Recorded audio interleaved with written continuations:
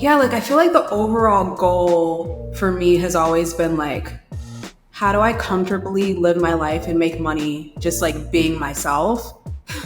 And I feel like the things that I want to do are always going to shift and change, but it's like, how can I like make money being myself? And I feel like for me right now, I've been thinking about this a lot. Like, I really just want to keep creating art independently for it to get to a space where I'm not always having to collaborate with brands. But like, if something comes by, I'm like, yeah, I want to collaborate with you. But I would love to just like be sustainable on my own, just making art purely because I want to make art. What up, people? Welcome back to the Doing Everything Different podcast. I am your host, Devin Lars, and today we have a really, really special guest. Super excited to jump in and have this conversation. I think that we've been admiring her work from afar for a while, and so excited to kind of hear about her journey and get to have a conversation. A quick introduction. She is an illustrator, a creative director, creative designer, and overall incredible artist that has done some work with some of the biggest brands in the world, from Haagen Dazs, Sephora, Apple, and Starbucks, which is how we actually got to meet each other. So welcome to the podcast, Jade Purple Brown. How are you? Thank you. Thank you so much for having me and for that amazing intro. Appreciate it. Yeah, I love it. I love it. I'm excited. So I think that starting off, kind of how we connected was with, that really cool Starbucks project that you did with Starbucks Reserve. And it was interesting. I think what was really cool is that we did the production of it in the back end, and then you did the front end design and creative of it. And so just to see it kind of come to life from my perspective was really cool. And so I was just interested to see kind of how that came about for you and what that project took on and even meant for you, because just, Empire State Building, I mean, that's a big project. Yeah, it was crazy. Like, they ended up emailing me. It was like a pretty dry email. They weren't really saying what it was. And I was like, well, it's Starbucks. So either way it goes, I'm going to do it somehow. But I didn't really know the full extent of the project until I had the meeting with them. And they were like, oh, we're opening up a new store. Because, honestly, a lot of the times people hit me up and it's just like purely digital work. But they're like, oh, we want you to do like a whole like installation. We want you to do product. We want you to, and I was like, okay, yes, let's do it. So it was an amazing opportunity. The team was really great to work with. And then just like for me on a personal level, I feel like with my family, they don't really understand what I do. But when I tell them, oh, I'm working with Starbucks, they're like, oh shit, like that's dope. So, that was cool. I love that. How long did they give you? What was that process like? Because I think that was a big project. I mean, there was a lot of moving pieces. Yeah, like for that project, I want to say they hit me up in 2021, like near the end. Okay. And then it took a while for me to actually get started on it, just a lot of back and forth. But yeah, like it pretty much took like a year to like actually do the full project. That's crazy. Yeah, the full physical activation was just, I mean, to go into the space and to see it, and like as soon as you walk in, your art is like right there as the big staple was incredible. Yeah. So I know that wasn't your first, big client that you had and big project. I want you to take me back to like that first big project where you were like, damn, like what was that message? What was that email? What was that project like? What was that moment when you got that first like opportunity? What was that? I would say like big project would probably be when I worked with Sephora, because that was right after I quit my 9-to-5. And I feel like during that time, a lot of people were questioning me, like, are you sure you want to do this? Like, are you sure? And I feel like that solidified, like, I made the right decision. And that was a really cool project because it was an event. I did all of the branding and illustration for it, and it was in California. So, like, being able to travel there and see it and be there and seeing people interact with it, I was like, it was just everything to me, Love that. How did they reach out to you? Again, just the email. And yeah, just the email. Who was the first person you ended up telling? Because I think I remember, the first project. I think we all, when you're working and trying to build something and then you get that opportunity that's like you said, the confirmation of like, oh, I made the right decision. Who was that first person that you like called and told? Do you remember? I think it might have been, I think I definitely texted my dad. And then for sure I texted my friend Lonnie because she's like a producer. And I was just like, how do I ask for this amount of money? Like, what do you think I should ask for? Like, that was like the second question. But yeah, those are the two people I hit up first. I love that. I love that. I think a support system when you're working on something is so important. And I would assume those two people played a big role in the development of you as a person and just kind of the growth of things, I would assume. Definitely, because it's like they've seen me since, moving to New York, trying to figure things out. Like both of those two people have like definitely been helping me along the way. So it was dope. I love that. I love that. Yeah, those Yeah. experiences are like crazy, and to have people to share it with, I know that was a big project. Now that the Sephora event, was that similar to where it was a lot of moving pieces? How did you navigate that being the first client? I think a lot of people listening to this podcast are going through the phases where they're like, how much do I charge? How do I set that up? So what did that look like for you in terms of like figuring out your worth? Because I know like in the beginning of my journey, it was always like, can I charge this much? Am I worth this much? You kind of get this like imposter syndrome. Am I supposed to even be in this space, in this room? And I think that it's a battle that a lot of people go through that I feel like everybody goes through it. And so did you have that initial thing? How did you navigate that? How did you kind of figure that out? Yeah, like luckily I do know a lot of like creative people, so it's like easy to just like ask.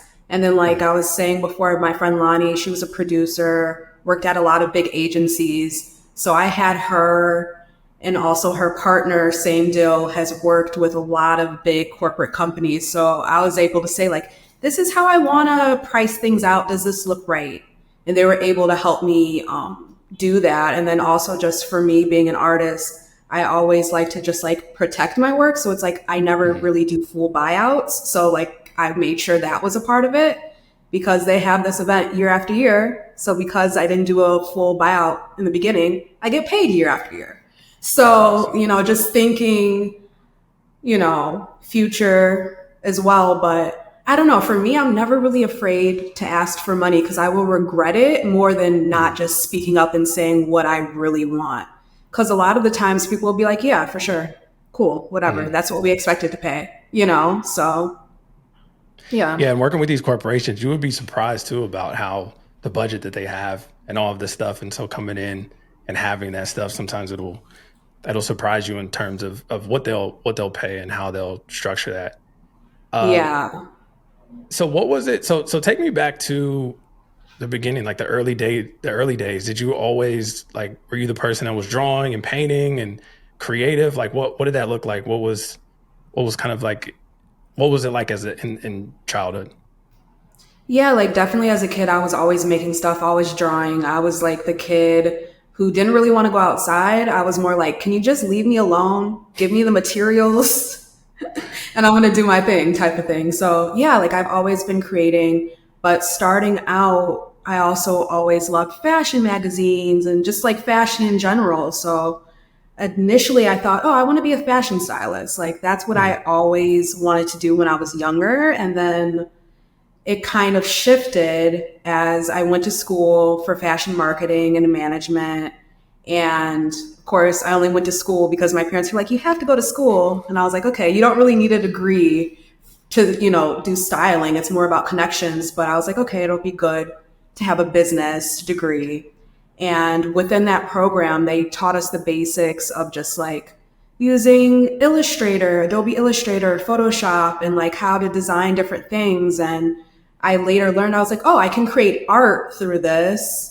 And then I don't know, it was weird because growing up, I wasn't exposed to this world. So I just started doing my research and I was like, oh, people make good money doing this. This is actually fun. I see a path for myself. And then I just started creating it from there. I love that. I know that must have been a full circle moment to work with Illustrator and see that, and then actually work with Illustrator a couple years later. Yeah. I know that was a cool, probably full circle moment. Yeah. Honestly, I feel like that was like the biggest, like, I'm crying opening this email because, like, a lot of the times I'll open something and I'll be like, I don't know if it's going to pan out. But with that, I like told my agent, I'm like, make sure it happens. I don't care. I'll do it for nothing. Like, just like more of the sentiment of it. And just like starting off in that program and not really knowing how to use it until now, like having my artwork be the splash page for it, like insane. So crazy, so crazy. I think after that, somebody from my team, they have followed you for a while, and so they were on the production manager for doing the Starbucks stuff in your collaboration, and she was super Oh, excited. And she was wow. like, "Oh, I follow her," and then I told her about this interview, and she was super excited. And she was the one I think that told me that your artwork was the Illustrator artwork that popped up, and I thought that was like hella cool. I mean, that's a big Real. deal. I know. Like, as soon as I got that, I'm like, I don't have to do anything else. I'm good. You're like, I made it. That's how I felt, like on some like design nerd shit. Like, that was just really dope for me. I love that. I love that. Yeah, your style, I could tell you definitely are into fashion. I love your style and how you're just aesthetic. Where did you draw inspiration from? Like, where do you get your kind of like style, your unique art style, your fashion style? What does that look like? Who inspires you? I feel like living in a city like New York, like I'm constantly just inspired by everyday people I'm seeing, like people on the train. Like I'm always looking at what people are wearing, how they're styled, and that often like ends up in my work. And then for me, I'm also just really in love with the era like 60s, 70s, like very like groovy, psychedelic. And I feel like pick up on that a lot in my work with the shapes and the colors that are used. So that's a constant inspiration. And then just like I love interior design. I like different aspects. I can get inspiration from anything. I could see a random cake on Instagram and I'll be like, those colors, that texture. How do I like, incorporate that into my work or take a screenshot and use it for later? Like I love picking from all different types of areas, you I know? love that. Yeah, no, you can tell it definitely reflects, and I think that you have a very unique style and aesthetic with stuff, which makes sense why these brands reach out to you and want to collaborate. And I think just seeing about what you've done so far is just it's just incredible. And I think what you said around having that faith aspect of it, right? Like, so you took the 9 to 5, and you said you left that. What were you doing with the 9 to 5? Were you in this field, like in fashion design, merchandising, and stuff like that? Yeah, so during that time, I was a digital designer for a company called Moroccan Oil. They produce like beauty, skincare, or hair care products and whatnot. So I was doing somewhat of I'm doing now, but it's like I had somebody over me. There was only so Mhm. far I could take it. I had to stay in certain perimeters. So I just kind of knew after like job hopping for a while, I'm like, I'm never going to fully, feel 100% fulfilled with what I'm doing until I break out on my own. So during that time, I don't know, like I just worked behind the scenes and tried to collect my own clients and just tried to, create some momentum for myself until it got to the point where I was just like, I can't juggle both. Mhm. And also just like for me, like I had a good savings account too. So I was like, the worst thing that can happen is 6 months, a year from now, I'll just go and get another job. Like if it doesn't work out, it doesn't work out. Like that's literally the worst thing that can happen. I'll just get another job. So I feel like just knowing that in the back of my head really pushed me forward and I just wasn't as afraid to just go for it. I love that. Yeah, I think that holds a lot of people back, of that fear of just making the jump. Do you have are your parents or family or anybody like entrepreneurial? You seem very like from a standpoint of incredible artists. And sometimes you see a lot of people that are like really good at art, but then not so good at business, but not understanding that. I feel like you have this really unique balance with business as well, in terms of just like what you said with the deal of like, hey, I'm not going to sell you the rights to it, because then every year with all that stuff, where did that entrepreneurial kind of business side come from? Did that come from school? Was that always in you, or where'd you get the balance of that from? Like, yeah, growing up, my parents aren't really creative, not entrepreneurs. But I feel like, I don't know, something in me, I've always been that way. I even remember like being like 8 years old, asking my mom, hey, can I make business cards? And I literally wrote future artist as my I love title. that. So it's like I've always just have been independent. I think it's just like an independent thing. And then also just like me studying business management in school, I got a lot of that, in my back pocket and studying marketing. So it's like I understand how to present myself and to like do the things that most artists don't like doing, like I'm not Hmm. afraid to do. So I think it Hmm. pushes me forward a lot of the times. Yeah, I could definitely, I get that. I definitely get that sense because I've talked to a lot of artists where they struggle with that side. They don't, they want nothing to do with the business side of things, and they want to create and stuff. And so I love the just hearing that of the balance, setting up business cards. That's funny.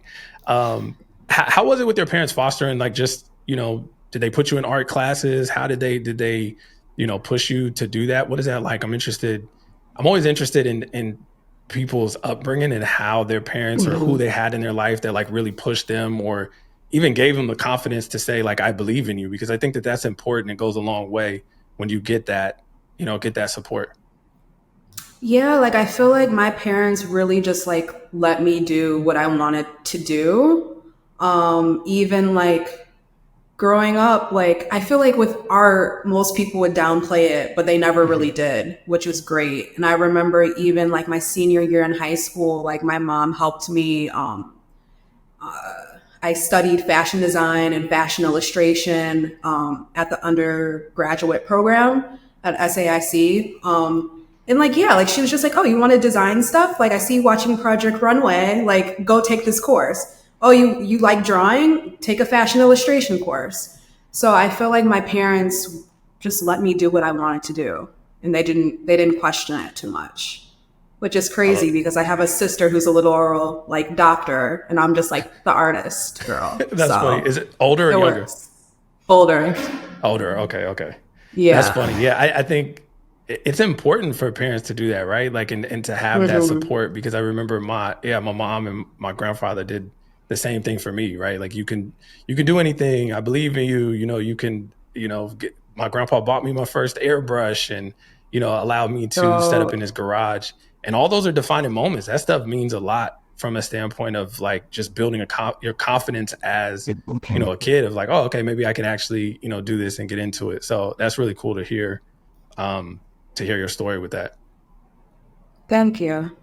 How, how do you, cause I'm curious about this cause I struggle with this and I have struggled like just with creative blocks and just kind of going Mhm. with the ups and downs. And I feel like as a creator, sometimes for me at least, it's like you have these highs and then you have these lows. Sometimes you're like, oh, I'm the shit. I could do this. And then the lows where it's just like, damn, I can't do Yeah. anything. I'm like, with all of this, do you go through that? And how do you manage just, finding inspiration and rolling through those moments?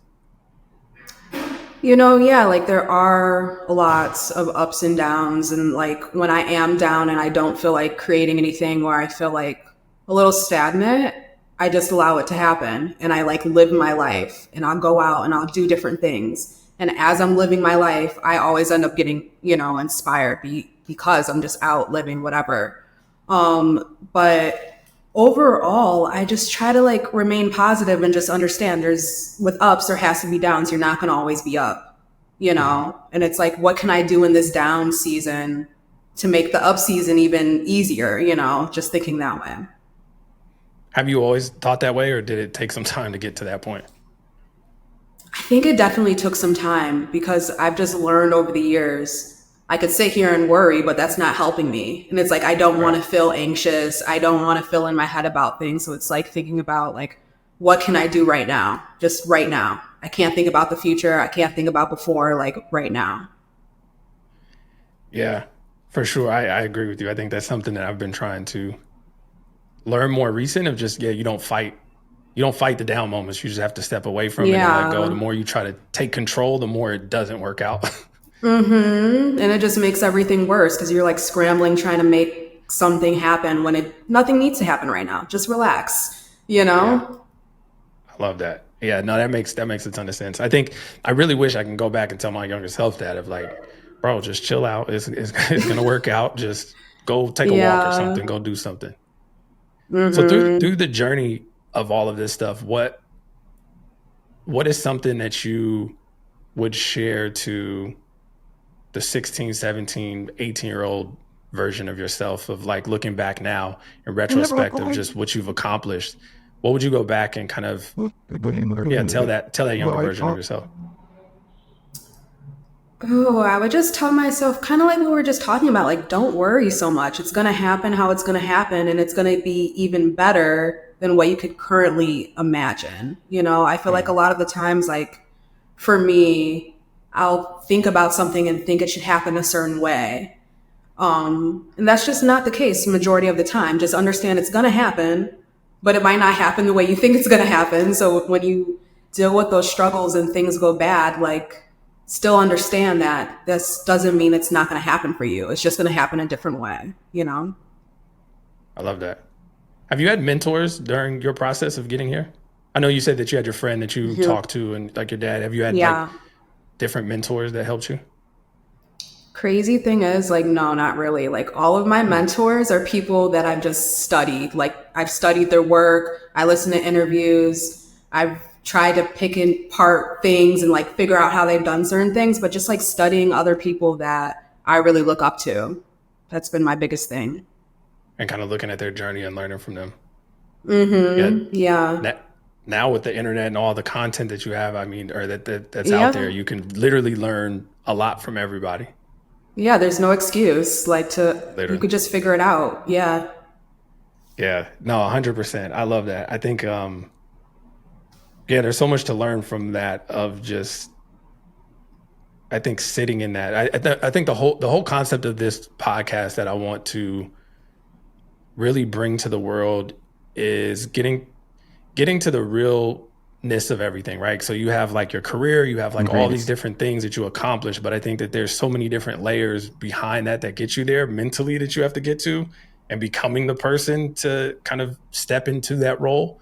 I feel like for my experience, it's like every next level that I went to, I had to become a different person to kind of be ready for that level. And there's like multiple levels with that. And so to hear, like what you said around just letting it be and letting it flow.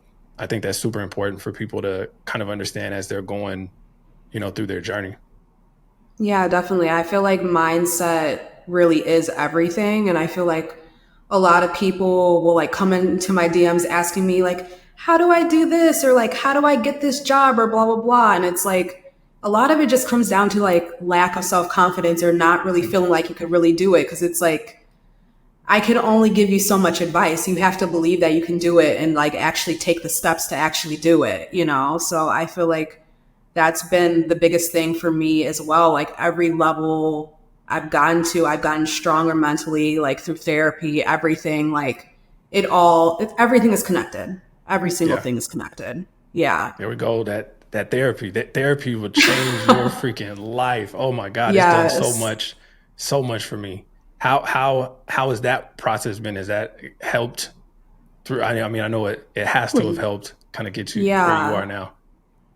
No, I think it definitely has helped, especially just like being an artist. Like one thing I've had to deal with is I'm constantly creating work and I'm sharing it with other people, and they're ripping it down. So it's like, Mm, how do you accept somebody's feedback and not feeling like it's an attack on yourself because I put mm, so much of my work on myself. So like that really messed with me for a while, and like that's something like therapy has helped me with, to like take the feedback but understand like I am not my artwork. Like it's a part of mm. me, but because somebody is telling me to start all over essentially, or they don't like something, doesn't mean that they don't like me or that I'm not good enough or that things aren't going to work out. So like that's something that therapy has helped me with, directly ties into my art. And I feel like that's something that a lot of people deal with, as well. That's deep. Yeah, because you're right. Because when you Yeah. put something out there, it is hard when you get that criticism and feedback. You can have literally 1,000 good comments, and then you get that one, and it's like, ah, damn, like why? It's like, and then you just tend to focus on it. It's like, oh, okay, and let it be the one thing that you really love too. I know. It's so interesting. And then the internet is like everybody has an opinion, and then most people that leave negative comments and stuff are miserable in their life. And so it's like having the perspective to understand, if you're taking time to leave a negative comment on something that I'm doing, like, you're not happy with your life, because I'm not sitting here leaving negative comments on people's stuff. Yeah, I was talking to my friend about that. I'm like, have you ever felt the need to say something mean on somebody else's comments? Like, that's wild to me. Like, think it in your head and keep scrolling. Like, it's not that deep. Yeah. That's what I'm saying. It's like, all right, you got to understand, people and they won't, most of the times people ain't gonna say it to you stuff, in your face when you have it. So yeah, they just want attention. Exactly. 100%. That's dope. Yeah. I think for me, therapy has been something that, like, I didn't realize like how much of your childhood is connected to how you operate in the day to day, and stuff that you're holding on, and these like stories that you tell yourself, and like all of these things of just being able to break patterns, and I think for me, it's just helped me, break some narratives that I had that just weren't true, or just weren't, serving me. Yeah. Like, it's crazy. You really realize how everything is connected, and how something so small that happened in your childhood has like changed the way you just view the world, and it could be something so just not even true, not even real. And it can just change your perception of everything. So yeah, therapy is great. Everybody get into therapy, please, so this world can just operate better. That's what I'm saying. I really want this to be a big part of this show, and talking about that and bringing awareness, right? Like, especially coming from, I think in the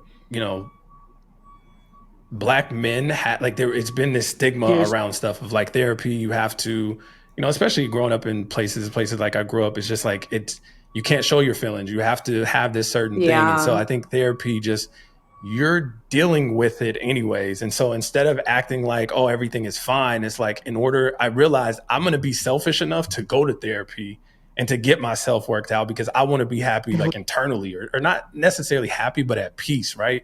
Internally with myself. And I think that that's just something that has been, that's been the premise of like really wanting even to start this content of like having these conversations and stuff. And I think for me, a lot of people ask, like, how do you find a good therapist? How do you find somebody that you can trust? What has your journey been like? Have you went through multiple therapists? How did you find the current one that you have now? I started going to therapy like my last year of college. So I've had maybe like 4 different therapists. But like the process for me has just been like just online, and then like, I want to say it's like therapy for Black girls and therapy for blackmen.com. And it just brings up everybody in your area. But for me, it's like finding somebody's style that I like. 'Cause I've had like quick little therapists where it's like, they're like giving me homework and they're like, fill out this worksheet and blah, blah, blah. And I'm like, I literally just told you that I feel overworked and stressed and I'm trying to have work-life balance and you're giving me homework. So it's like, I've done that where it's like the person isn't the right match. And I feel like that's one of the most difficult things about therapy, because it's like somebody could finally have the courage to go and then they're paired up with the wrong person. And then they're like, oh, therapy is terrible. This isn't good. So it's like, I should say, like, stick it out and find somebody who you feel comfortable with talking to. Like, it might not be the first person, might not be the second person, but like there's someone out there that is going to click with you and like you're going to be able to unpack stuff with. 100%. Yeah. And I think that what I've learned is the times that I get, most people think you have to have something wrong with you and like there needs to be this crisis. And I would go to my therapist infrequently, like just when things went wrong. Yeah. And then I realized, I'm like, okay, she's like, things are going wrong. I'm talking to her and then I'm calm now. And then the only next time I see her is when things go wrong. And I'm like, okay, maybe I need to be more proactive with this and figure out what the root of this is instead of just dealing with the symptoms that come up.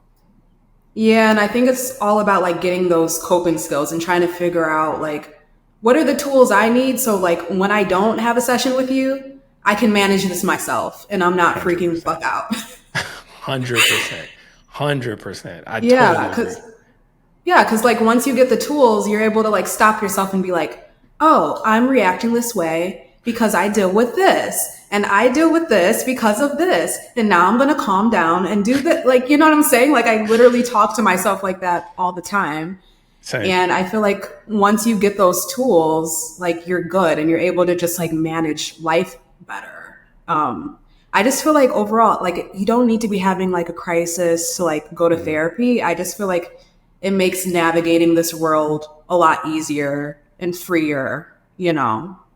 You understand your triggers. You understand why you do the things that you do. You understand how to avoid getting in situations like that and getting into crisis mode. Like you get to the point where you're like, oh, why am I making myself miserable? Why am I sitting here worrying about these things when I have a choice not to? Like it just all kind of clicks after a while. And then you look at it, you're like, I was like tripping because I'm like, I did that to myself. I put myself through that for no reason. I just did it. Yeah, That's it's just funny. like the more you understand yourself, the easier things become overall, you know? Couldn't agree more. Do you journal? Like, I'm a big journaler. Yes. Yeah. I journal. I feel like I journal. Oh, sorry. No, go ahead. I was going to say like, yeah, I feel like I journal at least like every other day. I like keeping tracks. And I've also like switched over to just doing like voice memos because sometimes I don't have time to sit down and write, but like just like getting ready in the morning, doing my makeup, and then I'm just like talking about my day, talking about things I'm dealing with.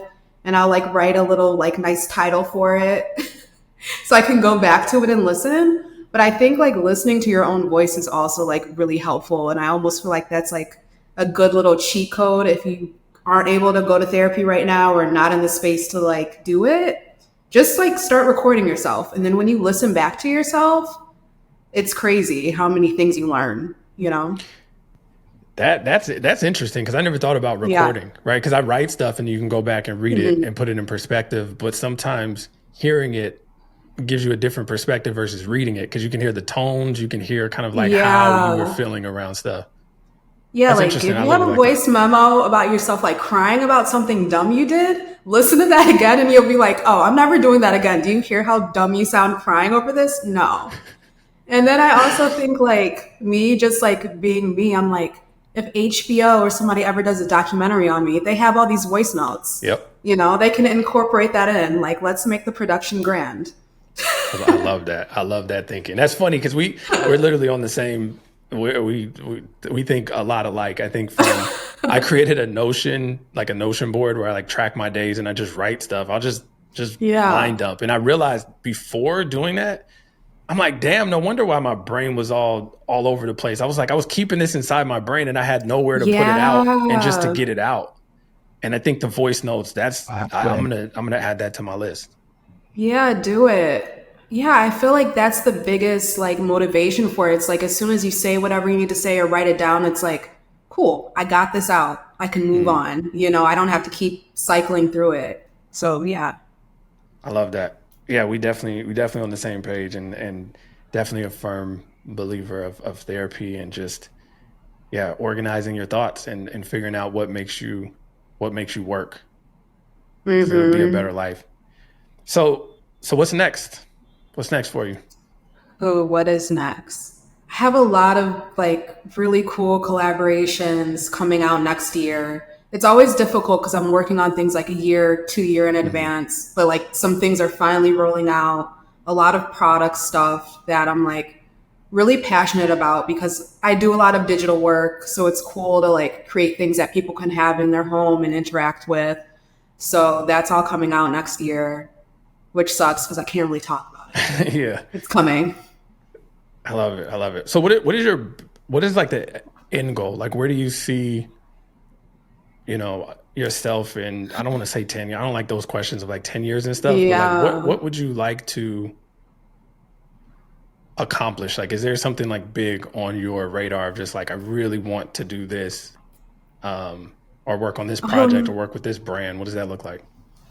Yeah. Like, I feel like the overall goal for me has always been like, how do I comfortably live my life and make money just like being myself?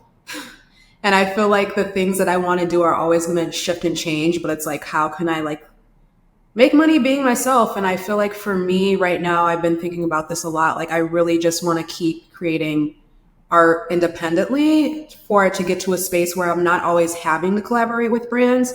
But like if something comes by, I'm like, yeah, I want to collaborate with you. But I would love to just like be sustainable on my own, just making art purely because I want to make art.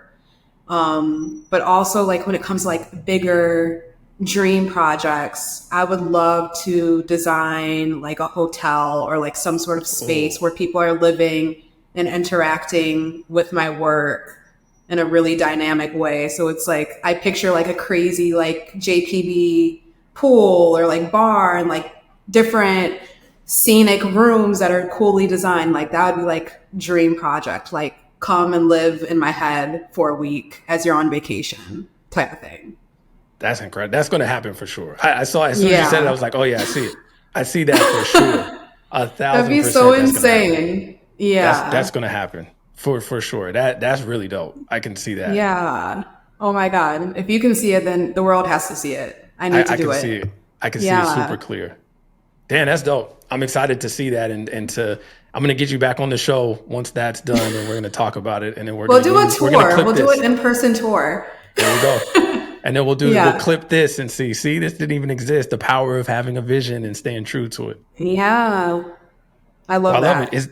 Is there anything like where can people find you? Where can people support your art? What is that? What are your Yeah, social you channels or can anything that you're working? Yeah, you can view my work at jadepurplebrown.com, everything. And then I'm Jade Purple Brown across Instagram, Twitter, Threads, all of the things.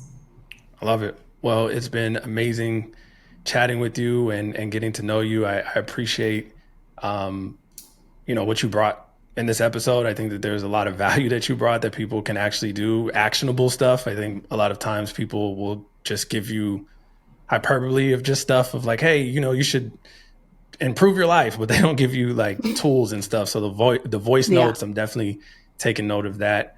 And yeah, I really appreciate your time. I'm really excited to watch your growth. I know that this is not even the beginning. You were just warming up, and yeah, excited to watch it all unfold. All right. Thank you so much for having me. I really appreciate it.